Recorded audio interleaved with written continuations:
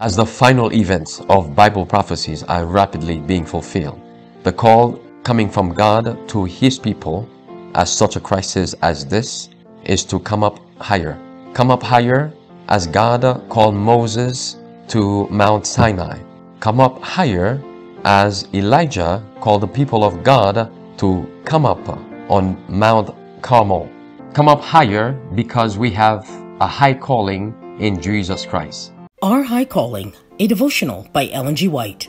Don't starve your soul. And the cares of this world, and the deceitfulness of riches, and the lusts of other things entering in, choke the word, and it becometh unfruitful. Mark 4, verse 19.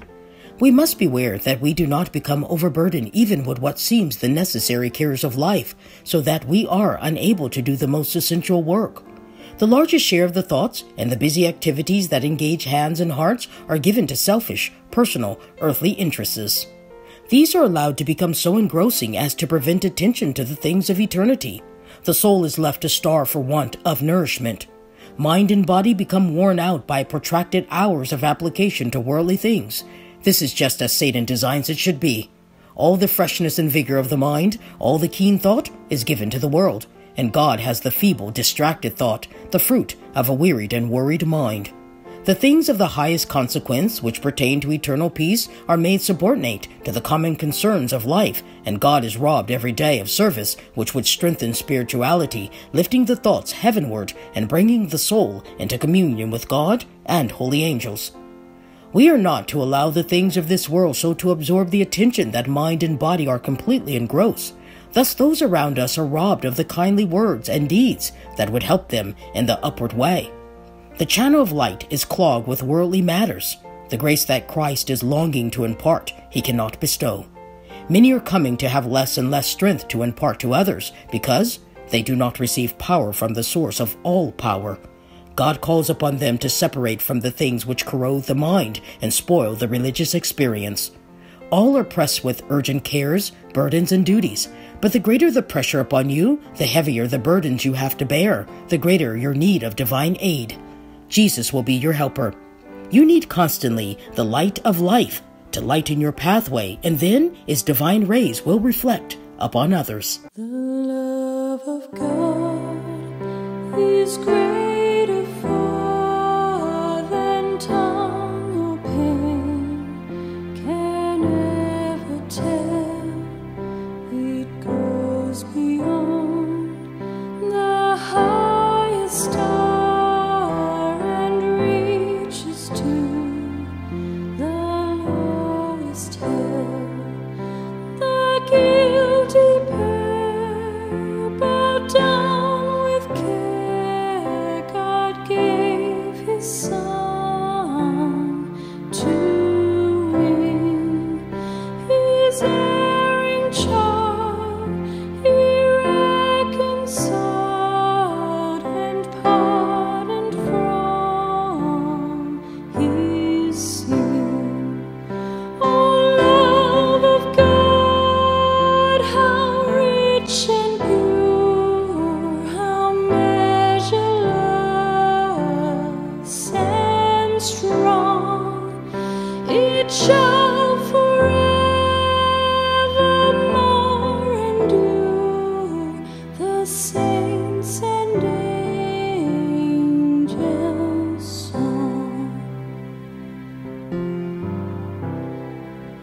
When hoary time shall pass away, and earthly thrones and kingdoms fall, when men who hear refuse to pray on rocks and hills and mountains cold, God's love so sure shall still endure, all measureless and strong, redeeming grace to Adam's race, the saints and angels' song. Oh, love of God,